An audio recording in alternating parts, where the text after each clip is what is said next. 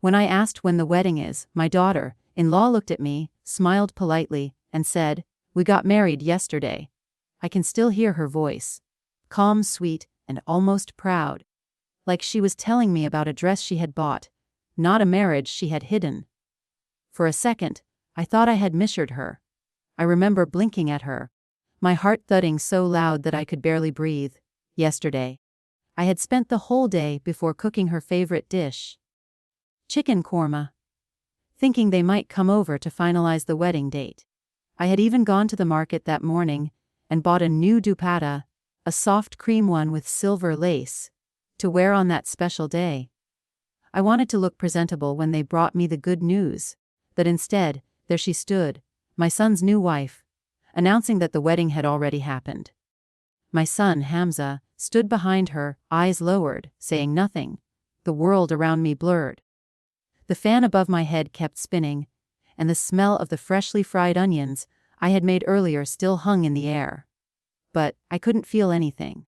It was as if someone had drained the color out of my life in one cruel moment. I had waited 27 years to see my son get married. And when that day finally came, I wasn't even invited. I remember my lips trembling as I tried to speak. "But how? Why didn't you tell me?" Sarah, the girl I had welcomed into my home just a few months ago, shrugged. Her eyes flickered toward Hamza, a small, unspoken signal that told him to say something. He cleared his throat. "Amy, it just happened suddenly. We didn't want to make a big scene. We wanted to keep it simple, simple." That word cut through me like a knife. I had dreamed of arranging his wedding since he was a boy. The decorations, the music, the laughter filling the house. I had imagined serving tea to guests, handing out sweets, and watching him tie the knot surrounded by blessings. But in their version of simple, there was no mother, no home, no blessing, only silence. I stood frozen, my hands trembling so badly I had to grip the edge of the table to steady myself. "Where?" I asked, my voice shaking. "At the registrar's office," Sarah said, her tone casual. "Just a few witnesses. Nothing fancy, nothing fancy." Those two words echoed in my ears again and again. I had raised my son on nothing but simplicity. We didn't have much, but what we had was built on love, not luxury. I taught him to appreciate small joys. The smell of rain on dry soil, the warmth of a home-cooked meal, the comfort of a mother's prayer. And yet, he had chosen to erase me from the biggest moment of his life, to make it look clean, modern, and motherless. I tried to smile to keep my dignity. "I see," I whispered. "Well, congratulations." Sarah nodded, a faint smile tugging at her lips. "Thank you, Auntie. Auntie. Not Amy. Not mother, not even mama, just Auntie. My own son's wife, the woman who had married him in secret, called me Auntie." Hamza finally looked up then, his eyes red, his face stiff with guilt. But he didn't move toward me. He didn't even reach out to touch my hand. In that moment, I realized something I had never dared to think before. Love can vanish without sound. I wanted to ask 100 questions. Why didn't you tell me? Did I do something wrong? Was I too much? Too little? But my tongue felt heavy. Instead, I stood there quietly, watching them as they sat on the sofa, talking about their plans. They spoke about moving into a new apartment, about decorating it. In their own style. Their own style. That was another word that meant without me. My mind drifted to the years I had spent raising Hamza alone after his father passed. The nights I stayed up sewing his school uniforms because we couldn't afford new ones. The mornings I walked him to the bus stop with just one cup of tea in my stomach. He was my reason for living. My one companion in a house that had grown too quiet. And now, he sat before me like a polite stranger, telling me he had built a new life without even including me in the blueprint. After they left that evening, I sat on the edge of my bed and stared at the plate of sweets I had made. Untouched, still warm. The same plate I had carried out to greet them with when they arrived. I placed it on the side table, covered it with a cloth, and whispered to myself, maybe tomorrow, they'll come again. Maybe they'll say sorry. But tomorrow came. And the day after that. And no one came. For weeks, the house remained still. Sometimes I would hear footsteps outside and my heart would leap. But it was only the milkman, or a child playing with a ball. Every sound felt like a cruel trick of hope. I stopped cooking proper meals. Tea and bread became enough. The walls of my home, once filled with the echo of Hamza's laughter, now only echoed my sighs. One evening, while watering the plants, I saw my reflection in the window, tired eyes, loose hair, and a loneliness that no mirror could soften. I asked myself quietly, when did I stop being someone's mother and become a burden to love? I didn't have an answer. The silence inside that question became my companion. Every night, I'd open my old photo album, the one where Hamza was a boy, holding my hand at the zoo, wearing that little red sweater I had knitted for him. He was smiling then, a smile so full of trust, so pure, that it almost hurt to look at it. And I'd whisper to that memory, "Where did you go, my son? What did life do to you? Or what did I fail to teach you?" There's a strange kind of pain that comes when you realize your child doesn't see you anymore. Not as a mother, not even as family, but as a chapter that's already closed. That night, I cried not because they got married without me, but because they didn't need me. And that, my dear, is the loneliest kind of betrayal. People often say that a mother's love is unconditional. But they never tell you that unconditional love can sometimes mean unconditional pain. When I lost my husband, Hamza was only 9. A skinny boy with large, soft eyes and a habit of biting his nails when nervous. The day we buried his father, he held my hand so tightly that his fingers turned white. I remember kneeling beside him at the grave, brushing the dust from his shoes, whispering, "Don't worry, my son. I'll never let you feel alone." And for the next 18 years, I kept that promise with every breath I took. We lived in a small house on the edge of Lahore, not big, but filled with warmth. A 2-room home with a creaky fan, a gas stove that sometimes hissed too loud, and a veranda where I grew marigolds in cracked clay pots. Those flowers were the only color in our quiet life. Hamza was a bright child. Always curious, always asking questions. "Ami, why does the moon follow us when we walk? Ami, do you think Baba can see us from heaven?"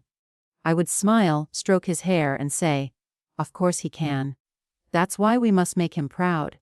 And we tried, both of us. I began tutoring children from the neighborhood to earn a little extra money. Some days, when there were no students, I stitched clothes, tiny baby frocks, pillow covers, even school uniforms for families who couldn't afford tailors.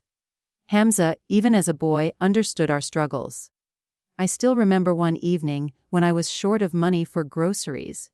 He quietly slipped his lunch money onto the kitchen counter and said, "It's okay, Ami. I'll eat at school from my friend's tiffin." I wanted to scold him, but my throat closed up.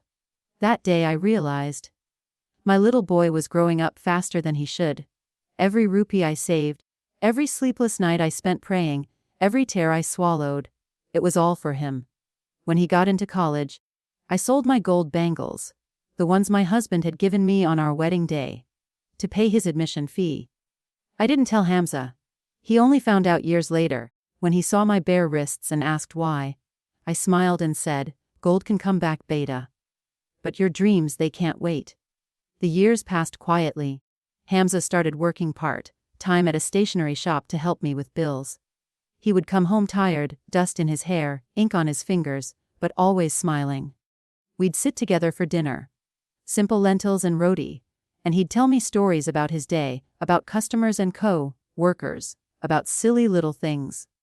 Sometimes after dinner, we'd sit in the veranda, him reading a book and me knitting. The streetlights would flicker, and the sound of distant laughter from neighbors. Houses would drift through the night air. Those were the happiest days of my life. He was not just my son. He was my reason to wake up, my strength, my prayer. I used to tell everyone, I don't have much in this world, but I have Hamza, and that's enough. When he graduated, we both cried. I remember standing outside the college gate, holding a bouquet of jasmine flowers. He came running toward me, his gown flowing behind him like wings. He hugged me so tightly I could barely breathe and whispered, "We did it, Ami. We did it together." That night, I cooked a small feast, pulo, korma, kheer, all his favorites. We sat at our little dining table, and for the first time in years, I allowed myself to dream of a brighter future. Hamza soon got a job at a private bank. A small position at first, but to us, it felt like the world had opened its doors. I remember the day he brought home his first paycheck. He placed it in my lap, smiled, and said, "Amy, this is for you. You can rest now." I laughed and said, "A mother never rests, Beta. She only changes the kind of work she does." He hugged me again and said softly, "Then let me help you carry some of it." And I believed him. With time, things began to change. Not all at once, but slowly, like the fading of light at sunset. Hamza started spending more time at work. Late hours, phone calls, business dinners. I understood, success requires sacrifice. I never complained. But he also started dressing differently. Expensive shirts, branded shoes, a new watch. He said it was office culture. I didn't mind, but sometimes I missed the boy who used to save his money just to buy me a shawl in winter. Our dinners together became rare. When I would wait for him with a warm meal, he'd text, "Don't wait, Amy. Eating out tonight." I told myself this was normal. Every mother loses her son to life eventually. Still, some nights, I would find myself reheating the food, sitting alone, pretending he'd walk in any minute. Then one day, he brought her home Sarah. She was beautiful, no doubt. Polished, confident, dressed in pastel colors, and speaking English more fluently than Urdu. "Amy, this is my friend Sarah," he said, his tone light, almost nervous. Sarah smiled and said, "It's so nice to meet you. Auntie." She called me Auntie from the very first day. I tried not to mind. Maybe she was just shy, I thought. I offered her tea and biscuits, and she complimented my house. But I noticed how her eyes wandered.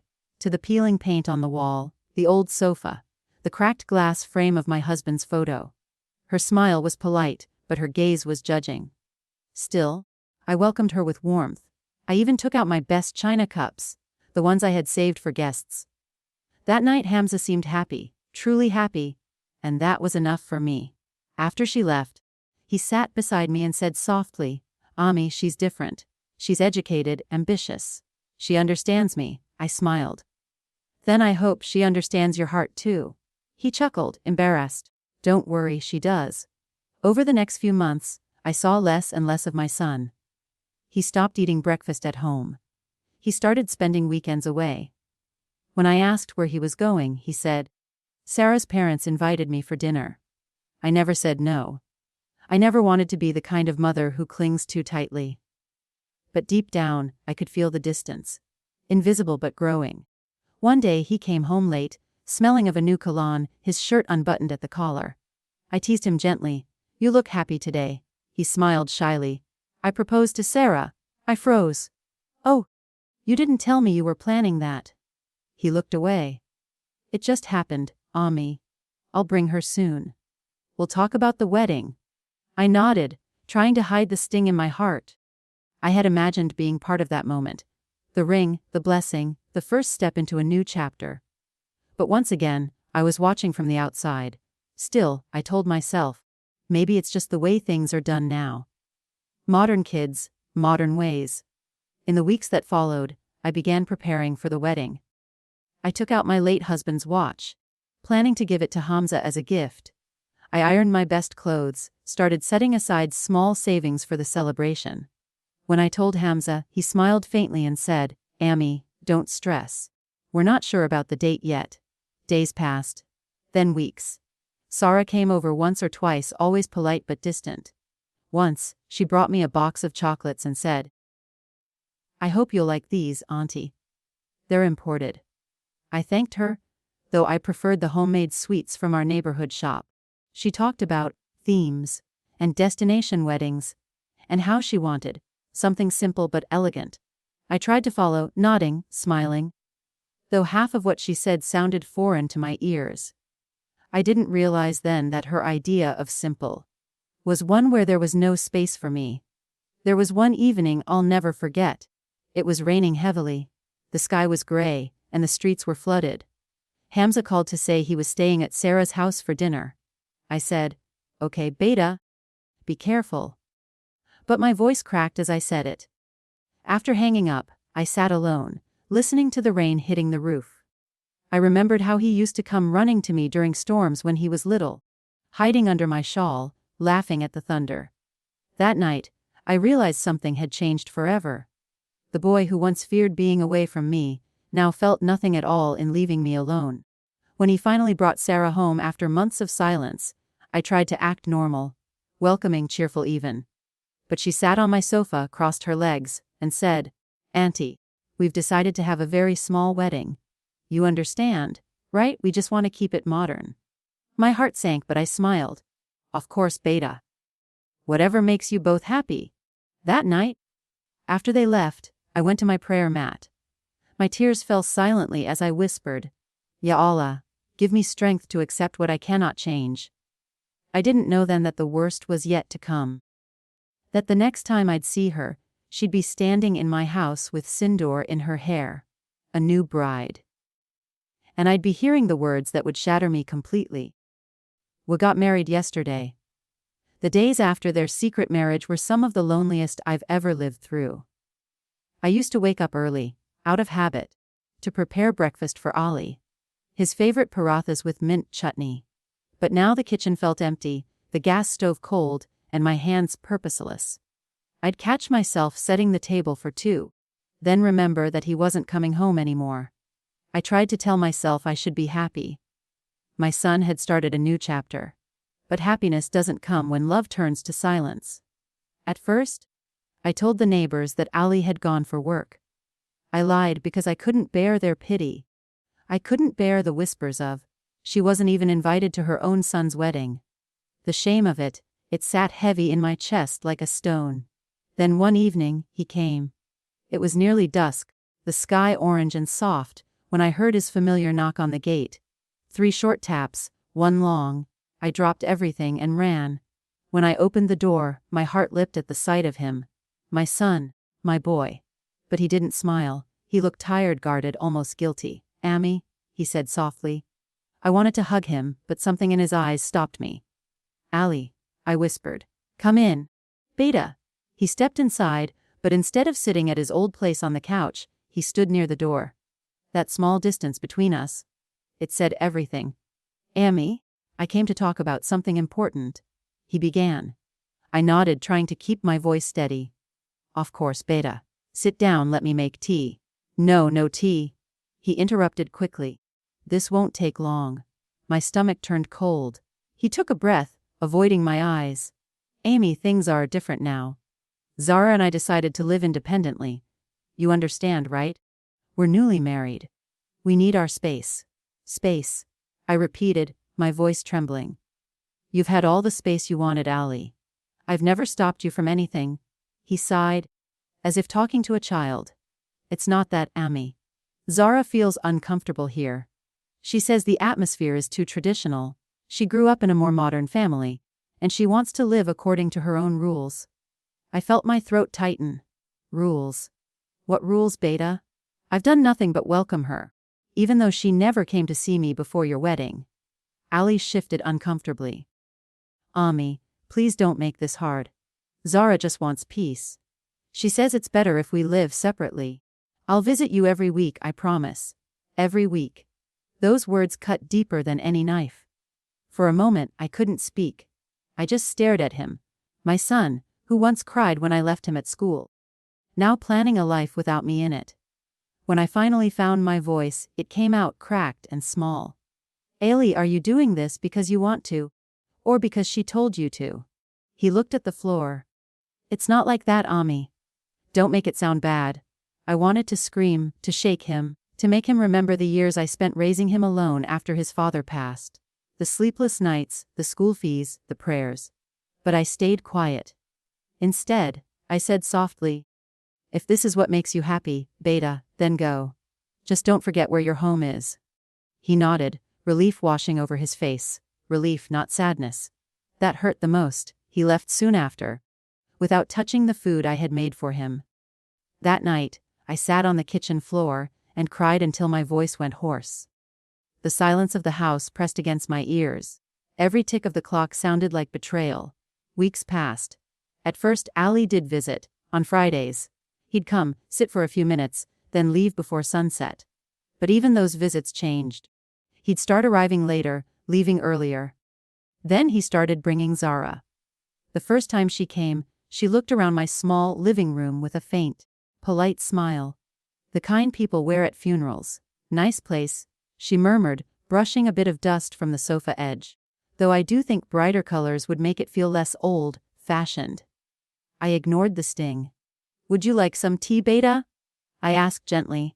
Oh, I don't take sugar, she replied, sitting down carefully. Ali, didn't I tell you how bad sugar is for your health? You should stop taking it too. Ali laughed nervously. She's right, Ami. I'm trying to quit. I smiled faintly. Of course, I'll make it sugar-free. But when I served the tea, she barely touched it. She kept scrolling through her phone while Ali sat beside her, nodding at everything she said. When they left, she didn't even say Kuda Hafiz. Over time her comments grew sharper. Ali, your mother still uses that old gas stove. Isn't it risky? Why does she keep the curtains closed all day? It's depressing. She's so quiet. It's kind of uncomfortable. Every visit felt like a test I was failing. Then, one afternoon, I overheard her say something that froze my blood. Ali was in the other room, and I was in the kitchen when I heard her voice. Low but sharp. She's too attached, Ali.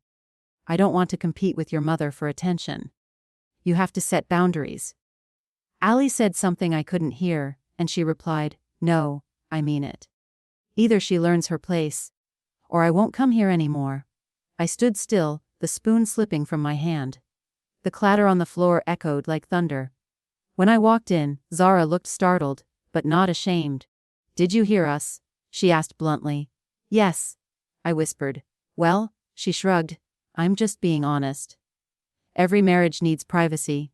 Ali didn't look at me. He didn't defend me. I realized then that love, once divided, rarely finds balance again. Soon, Ali stopped visiting altogether. His calls became shorter, his tone distracted. I tried to stay patient. I told myself he was just busy adjusting. But then came the humiliation. One day a neighbor, Mrs. Parveen, came to my door, holding her phone with a gleeful smile. Congratulations, she said. For what? I asked, confused. For the dinner party your son and his wife hosted last night? The pictures are all over Facebook? She handed me her phone. And there it was, my son smiling with his arm around Zara, surrounded by friends and family.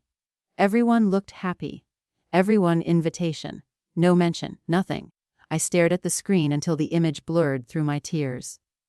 That night, I deleted my own Facebook account. The next few months were a blur of silence and small heartbreaks. Bills piled up. The water heater broke.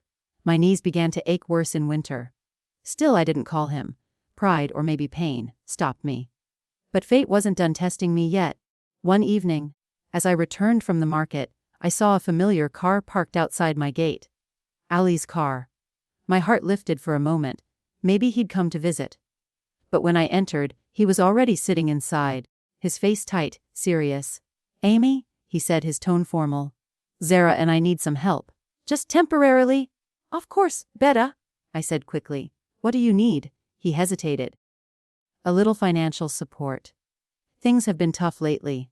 Zara's starting a small business, and we need some funds to get it going. Just until we're stable. I frowned. How much are you talking about?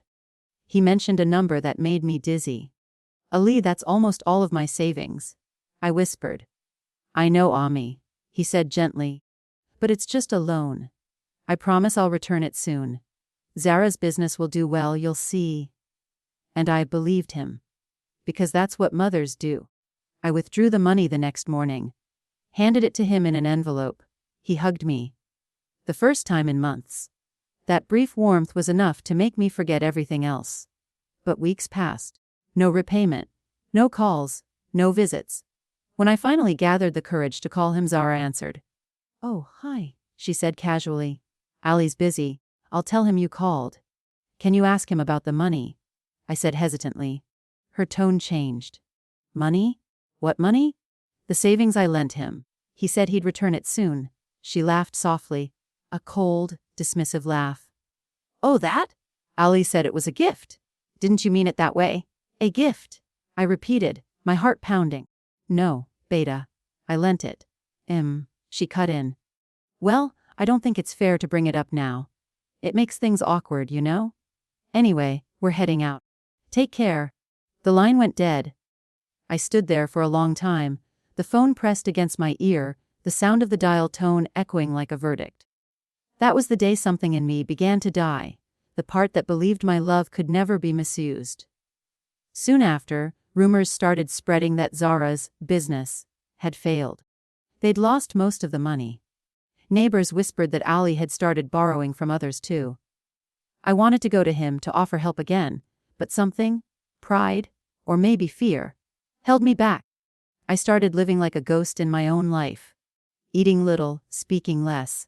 Every corner of the house reminded me of him. The old cricket bat behind the door, his childhood drawings in the cupboard. The faint scent of his cologne in the hallway. Some nights I'd catch myself talking to his photograph. Was I such a bad mother, Eily? I'd whisper. Did I love you too much, or too little? The loneliness began to harden into something else. Something colder. That's when I realized betrayal doesn't always come from enemies. Sometimes it comes from the people you love most, wearing smiles you once trusted.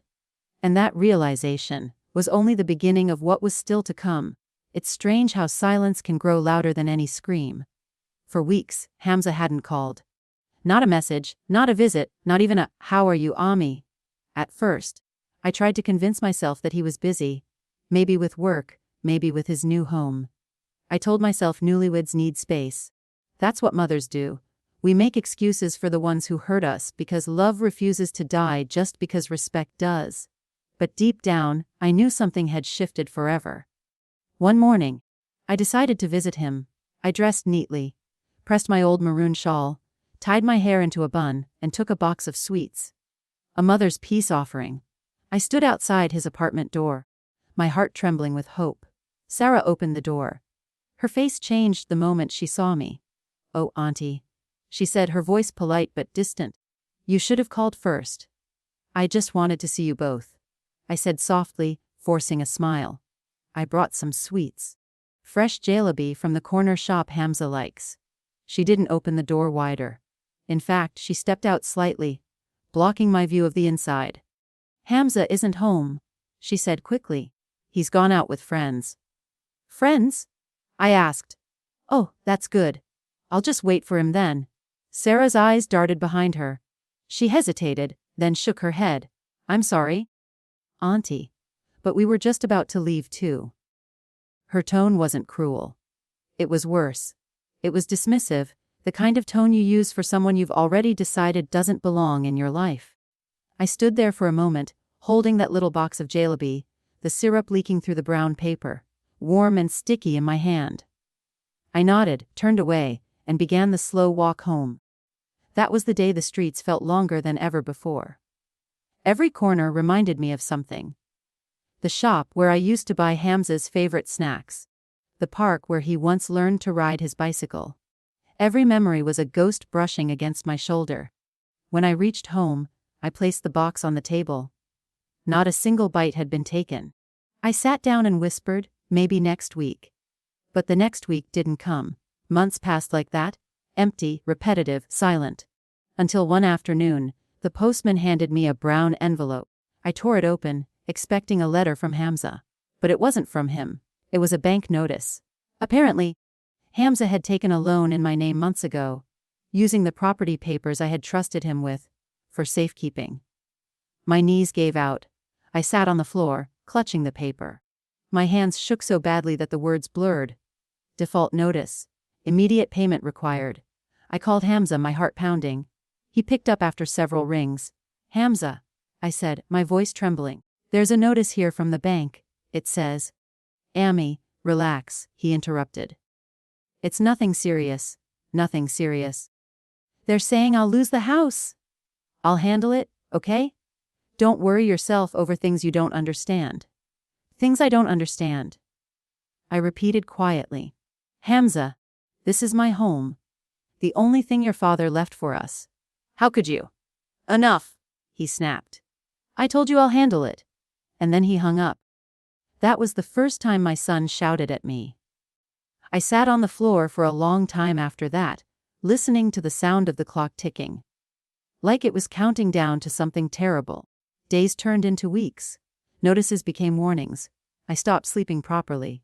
Each knock at the door made my heart jump. Finally, one morning, it happened. A man in a gray uniform came with a file and 2 policemen. "Ma'am," he said, "you have to vacate the premises. The property has been repossessed." "Repossessed?" I whispered. "This is my home." He looked at me with pity. "I'm sorry. The papers say otherwise." Neighbors gathered outside whispering. I could feel their eyes on me, their pity cutting deeper than shame. I begged them for time, for mercy, but rules don't bend for broken hearts. By evening, I was sitting on the curb outside my own gate. A small suitcase beside me, my shawl wrapped tightly around my shoulders. The same home I had built brick by brick with my late husband's savings. Gone. I don't remember how long I sat there, maybe hours. Maybe lifetimes. A kind neighbor, Mrs. Kahn, came and took me inside her house. She gave me tea and a blanket, and for the first time in months, I let myself cry. Not quiet tears, but loud, aching sobs that came from the soul. "Why would he do this to you?" she whispered, stroking my hair. I couldn't answer. Because the truth was, I didn't know. In the following weeks, I tried to contact Hamza. I called. I messaged. I even went to his office once. But each time there was an excuse. "He's not here. He's busy. He'll call you back." He never did. Sarah, on the other hand, started spreading small rumors that I had mismanaged money, that I had given them the house, that I was being dramatic. People believed her. Because she was young, confident, and clever. And I was just an aging widow with trembling hands and a broken heart. The shame grew heavier each day.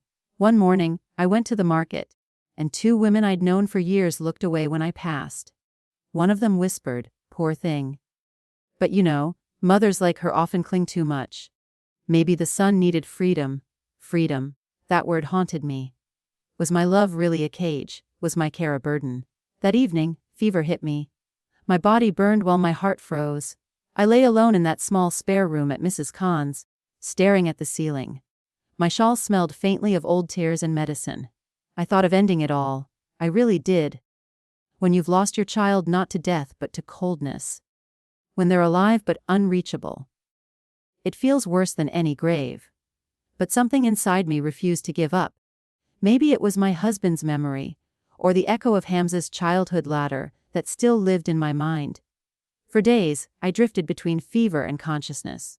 I dreamt of Hamza as a boy, running to me with scraped knees, saying, "Ami, fix it." And I would. I always fixed everything. But now who would fix me? After 2 weeks, Khan helped me get better. But the illness had left its mark. I had lost weight, my hair had turned almost fully gray. One afternoon, she said gently, "Sister, you can't live like this forever. You need to stand up again." Her words stung, not because they were harsh, but because they were true.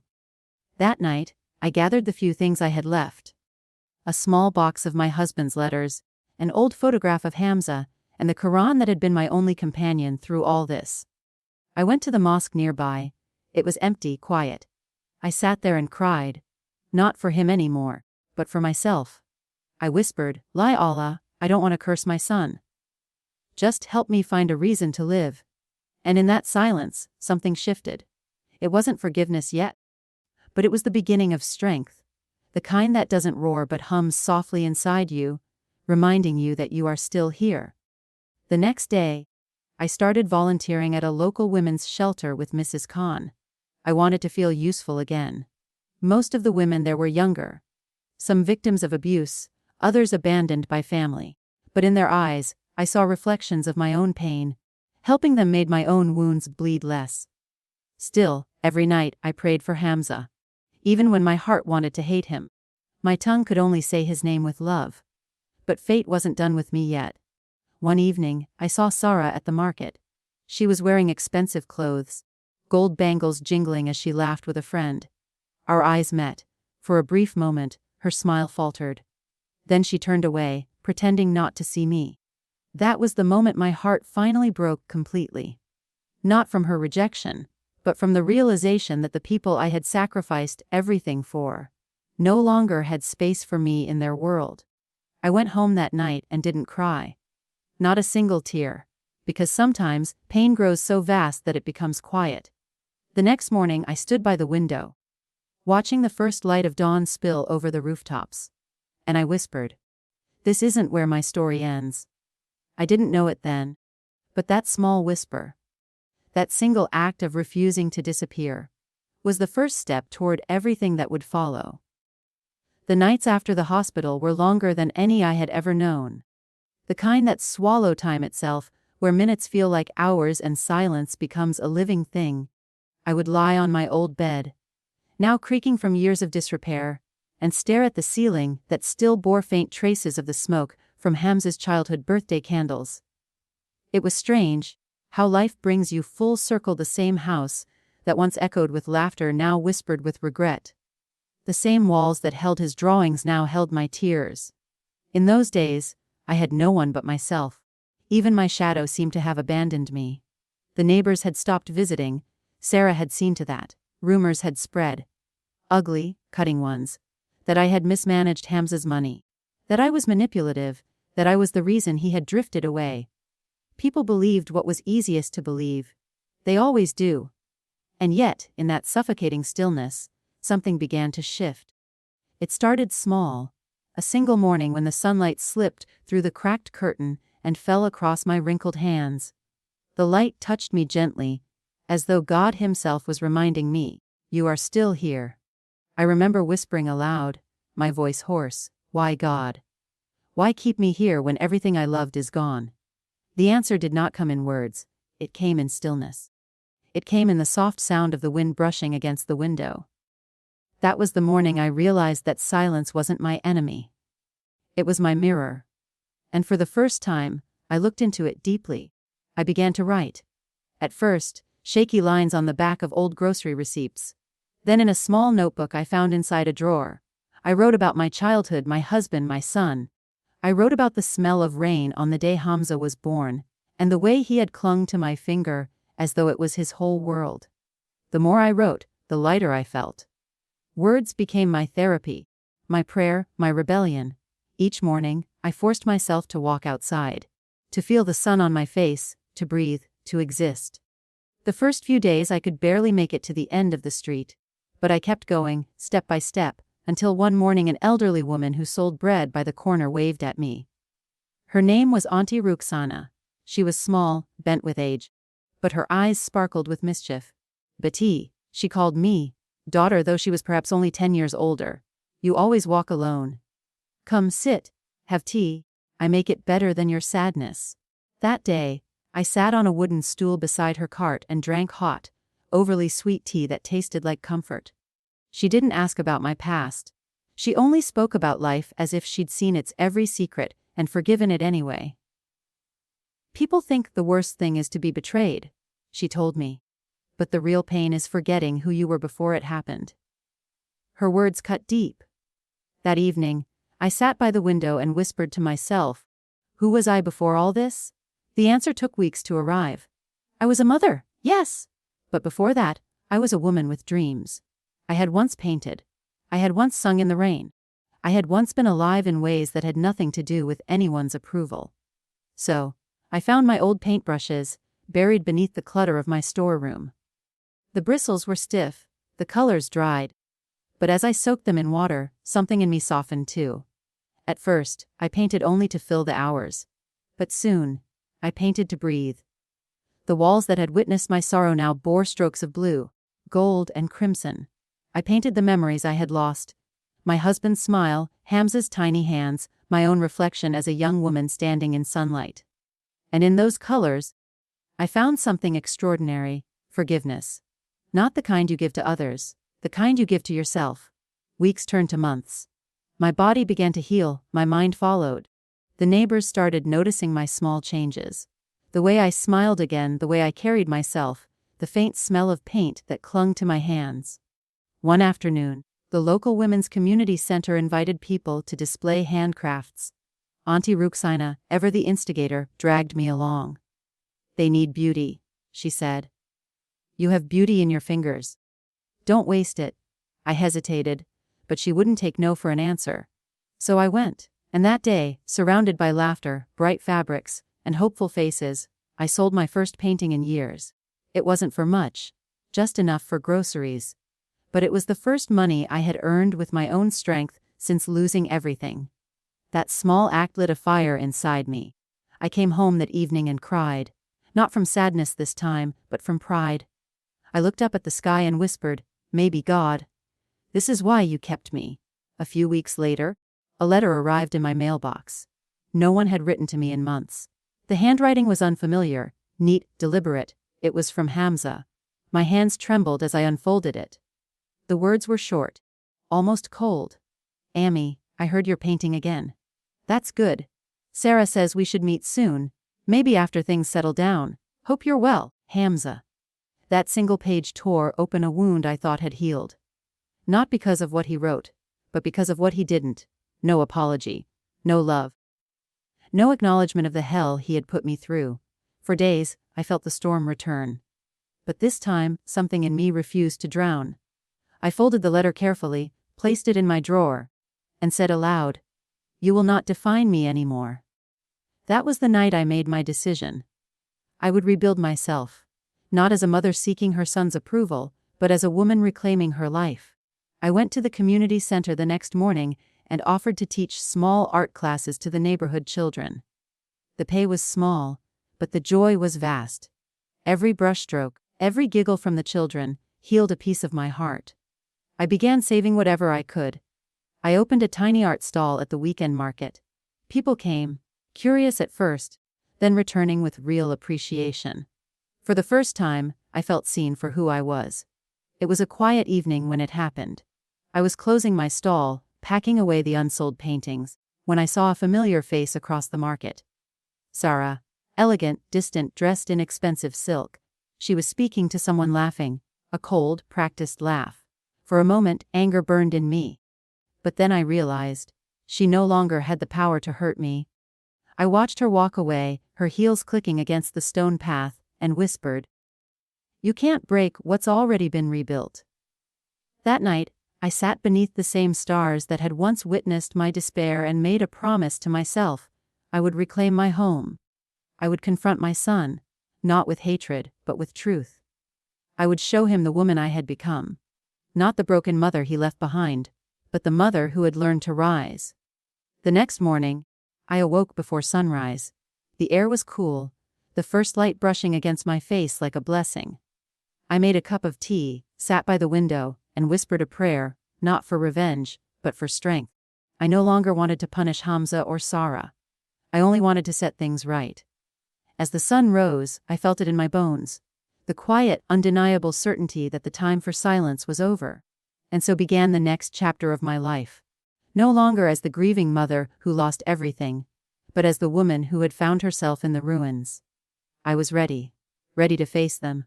Ready to speak my truth. Ready to reclaim the dignity they thought they had taken forever. The storm had passed. Now it was time for the light. When the letter finally arrived, my hands trembled before I even broke the seal. It was from the court, stamped and signed. The lawyer I'd met through Sister Miriam at the shelter had moved faster than I could imagine. The house, my housa, was finally under review. The property that Hamza and Sarah had claimed as theirs without shame would now have its truth revealed. But it wasn't just the paper that shook me. It was what it meant. For the first time in years, I wasn't crying over loss. I was standing for myself. I remember standing before the small cracked mirror in my shelter room that morning. My reflection stared back. Hair streaked with silver, eyes tired but alive again. I tied my dupatta carefully, smoothing it down, and whispered to the woman looking back at me, "You are not done yet." For months, I had been gathering quiet strength. Working in the shelter's kitchen, saving what I could. Reading the lawyer's updates, learning about my own rights. But that day, that very morning, when I received that court date, I felt something inside me finally rise. That house had been more than walls. It had been memories, laughter, prayers whispered into the night. I had watered those plants in the courtyard with my tears and hopes alike. And now, I was ready to fight for it, not out of anger, but out of dignity. The day of the hearing dawned gray and heavy, like the sky itself held its breath. I wore the same beige shawl I used to wear when Hamza was a child. The one with small embroidered daisies he once called, or lucky flowers. The courtroom was packed. Neighbors, relatives, and curious strangers filled the benches. Word had spread. The mother who was thrown out is suing her own son. Sarah sat 2 seats away from Hamza, dressed immaculately as always. Her lips tight, eyes avoiding mine. Hamza, my boy, he looked older, heavier somehow, not in body, but in soul. When his eyes met mine for a fleeting moment, something flickered there. Confusion, guilt, maybe even shame. But he quickly looked away when Sarah leaned closer, whispering something into his ear. The judge entered, papers shuffled, and suddenly my whole life was on trial. The lawyer began gently, with facts, dates, signatures. He presented receipts, bills I had paid, ownership papers in my name. He even showed photographs. Me painting that house's gate, Hamza as a teenager carrying groceries, Sarah smiling in our garden. I sat silent, hands folded, feeling every heartbeat echo in my ears. Then came Sarah's lawyer. His words were sharp, almost mocking. He painted me as a bitter, jealous mother who couldn't let go of control. She gifted the house to her son out of love, he said, and now regrets it because her daughter-in-law took charge. Lies rolled like waves over my name. But I didn't flinch. I let them talk. Because for the first time, I wasn't here to beg. I was here to be heard. Then the judge asked me to speak. I stood. My knees shook a little, but my voice did not. I gave my son everything. I began softly. Not just the house, but my years, my health, my sleep. I built that home with my husband, brick by brick. I gave it to Hamza out of trust. Not to be thrown away like old furniture. The courtroom grew still. I never wanted revenge. I continued. All I ever wanted was respect. To be seen. To not be treated like a burden after I gave my life raising him. Every mother deserves that. Sarah shifted in her seat. Hamza looked down. I felt tears rising, but I held them back. Not today. When they locked the door on me, I said quietly. I didn't curse them. I prayed. I prayed that God would open their eyes before it was too late. And today, I'm not here to win money or a house. I'm here to reclaim my dignity. The silence that followed was thick as air before a storm. Then the judge spoke. He reviewed the documents, spoke to both sides, and after what felt like hours, he finally said the words I'd been waiting for. This property remains under the legal ownership of Mrs. Rihanna Ahmed. Any transfer conducted without her consent is nullified. I didn't hear the rest. The lawyer patted my shoulder, but my mind went still. Everything blurred around me. All I could hear was the soft, trembling echo in my heart, "You did it." Outside the courthouse, a small crowd gathered.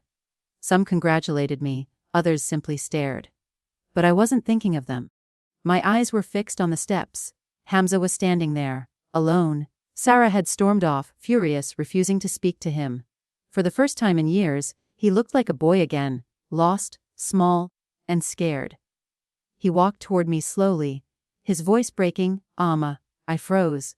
I hadn't heard that word from his mouth in so long that it pierced me like glass. "I'm sorry," he whispered. "Sarah, she said it was best for us. She told me you'd be happier away from us." I was a fool to believe her. His words stumbled out between tears. He reached for my hand. But I stepped back, not out of anger, but out of the deep, aching understanding that some distances cannot be crossed in a day. "You were not a fool, Hamza," I said softly. "You were a son who forgot the heart that raised him." He broke down completely, covering his face. People nearby watched, but I didn't care. I gently touched his shoulder, the way I used to when he was a child who'd scraped his knee. "I forgive you," I said quietly. But forgiveness doesn't mean returning to the past. It means freeing both of us from it. He looked up, eyes wet, voice trembling. "Please come home, Ami. It's yours now. I'll leave if I have to." I smiled faintly. "Home isn't built from bricks, Hamza. It's built from love. You destroyed that long before I left those walls." He cried harder then, and I simply stood still, letting the wind carry my pain away.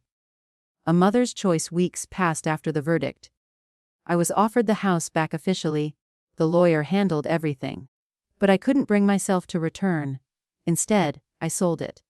Half of the money went to the shelter. The place that had taken me in when my own family didn't. The rest. I used to rent a small home near the hills, where the air was fresh and the mornings began with birdsong instead of shouting. There, I planted a garden again, small at first. Just 2 rose bushes and some mint. But every morning when I watered them, I felt a peace I hadn't known in years. One day, as I stood in that garden, the postman brought another letter. It was from Hamza. A simple note, written in shaky handwriting. Amy, I'm trying to be better. I left the company. Sarah, she filed for divorce. I don't blame her anymore. I just hope one day you'll let me visit. I miss you. I sat on my porch for a long time, holding that letter against my heart. And then I whispered, maybe one day, my son. Because forgiveness, I realized, isn't a door you open once. It's a garden you tend slowly. With patience, with care, and with the understanding that even hurt can bloom again if given light. Years have passed since that day in court. I'm older now, slower, but softer too. My garden has grown wild, mint, jasmine, and wild roses climbing the walls. Sometimes, I see children from the neighborhood peeking through my gate, and I offer them cookies. And sometimes, when the sun sets behind the hills, I think of Hamza. I imagine him sitting somewhere, staring at the same sky, realizing what truly matters. Not houses, not pride, but love. I don't regret any of it anymore. Not the betrayal, not the pain. Not even the nights I cried myself to sleep. Because they taught me the most important lesson of all: true love cannot be bought. And freedom is worth any price. And if my story reaches even one heart that's breaking tonight, I want you to know this: you are stronger than the storm that hurt you. You can rebuild, even from ashes. The mornings are gentler now. I wake before the sun, just as the faint light begins to push away the darkness. My little house, once silent and hollow, now hums softly with the whispers of a new life. The kettle whistles in the kitchen, birds chatter on the fence, and the wind carries the scent of jasmine through my open window. This peace, it's something I never thought I'd feel again. For years, my life felt like a storm that wouldn't end. Every tear, every betrayal, every cruel word from those I loved most became waves crashing over me. But now, when I look at the garden I've planted with my own hands, I realize something: storms don't destroy you. They wash away what isn't meant to stay. I used to think love was about giving everything. Your time, your heart, your forgiveness. No matter the cost. I believed a mother's duty was to endure, no matter how much it hurt. But pain is a patient teacher. It taught me that love without respect is just a beautiful lie. I still remember the night I left that house. My own son's voice echoing with anger, the walls that once sheltered laughter now heavy with bitterness. That night, I walked away with nothing but my dignity. And in losing everything, I finally found myself. These days, I talk to God more than I talk to people.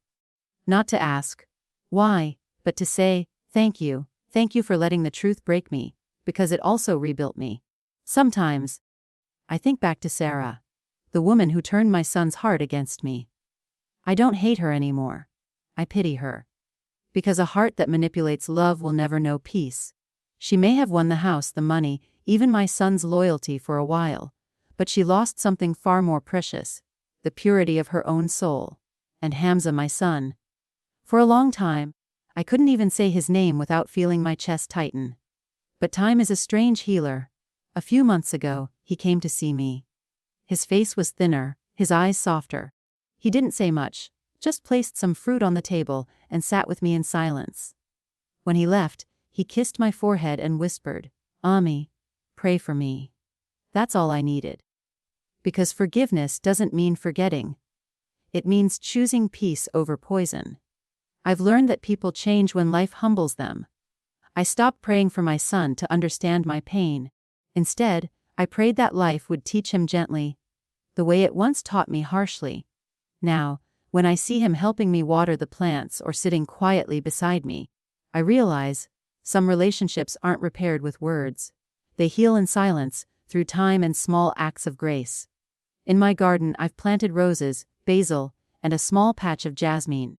Each plant has its own story, each seed a reminder that growth always begins in the dirt. And when the wind blows, carrying that sweet scent through the air, I whisper to the sky, I survived. Because I did. I survived the lies, the loneliness, the humiliation. I survived being abandoned by the very child I gave life to. I survived seeing my name dragged through the mud, my heart shattered, my love misused. And yet, here I am, still standing, still smiling, still loving. Maybe that's what real strength looks like. Not revenge. Not anger. But the quiet decision to keep living, even after life has taken everything. Some evenings, I light an oil lamp and sit by the window, watching the flame dance softly. I think about all the mothers who might be listening to me right now. Women who have been betrayed, forgotten, or made to feel small in their own homes. To you, I say this: don't let your pain make you bitter. Let it make you wiser. Don't let your tears drown you. Let them cleanse you. Because every heartbreak, every betrayal, every sleepless night is carving you into someone stronger, someone more awake. And when you finally look back, you'll see it all had a purpose. People will always show you who they are. But the question is, will you believe them the first time? I used to ignore the signs, the small cruelties, the disrespect masked as love. Now I know better. Love isn't supposed to hurt your spirit. Real love doesn't make you beg, prove, or shrink yourself. It meets you with gentleness, even when life is hard. So I stopped waiting for apologies that would never come. I stopped asking, why me? And I started saying, thank you, God, for saving me from who I thought I needed. I know some people look at me now, living alone in this small house, far from the noise of the world, and they wonder if I'm lonely. But loneliness isn't the absence of people. It's the absence of peace. And peace, my dear, I have found. I found it in the sound of birds outside my window.